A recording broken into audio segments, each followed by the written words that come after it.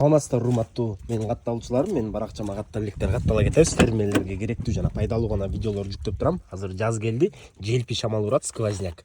Ошол кезде көп жылкылар жаталак болот. Почечный колик, кишечный колик, көбүнчө почечный колик. Анын баары гельминттерге байланыштуу болот.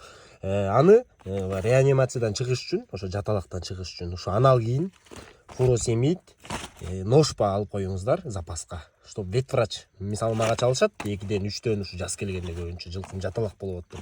Бара албай калат, бошобой калат. Буну үйүңүздөргө алып коюп койсоңуздар, колдоно бересиздер жылкы баккан фермерлер. 5 ампула аналгин, 5 ампула фуросемид. Внутривенно или внутримышечно этке сайып койсоңуздар, 10-15 мүнөттө жазылат. Аны даарылаш үчүн гентаприм, ошол сүрөттө көргөзүлгөндөй даарыны сунуштайм.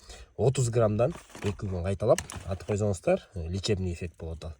Вот. А эгер ичи түйүлүп аткан болсо, ношпа ошо кошуп коесуздар, 6 ампула.